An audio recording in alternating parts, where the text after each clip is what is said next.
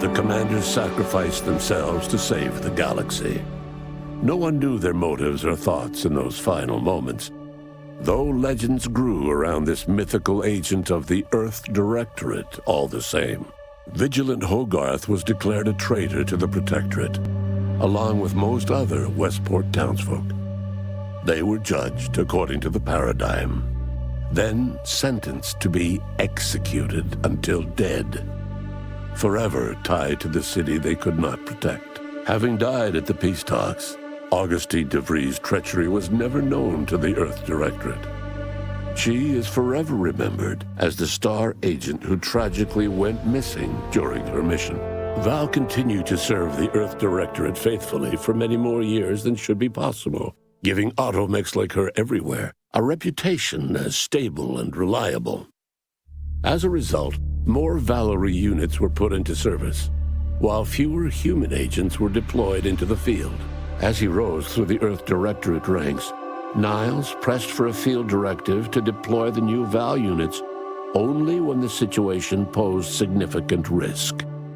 The policy reduced agent casualties by a significant margin. Oddly enough, in-office deaths increased by a not insignificant margin.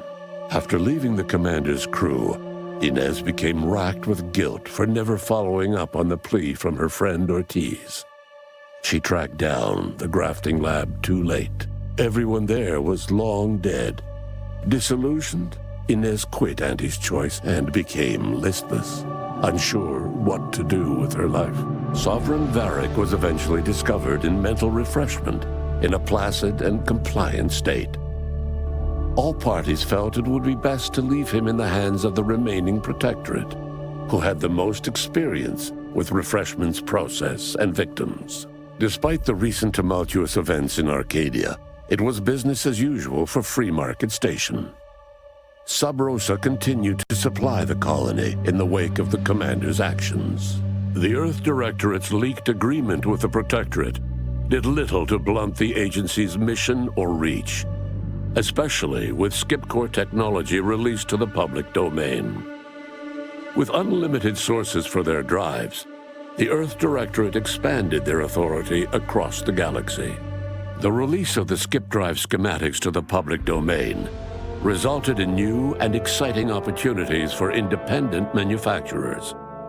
However, unchecked use of the drives would ultimately lead to an even greater proliferation of rifts, once again imperiling the galaxy. It was once again up to the Earth Directorate to swoop in and save the day, stamping out rifts as soon as they flared into existence.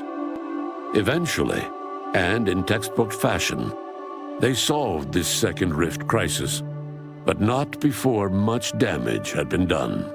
All of these events turned on the decisive actions of the Earth Directorate agent and their unique way of navigating Arcadia, its disparate factions, social complexities, ubiquitous product placement, and arsenal of absurdly satisfying weaponry.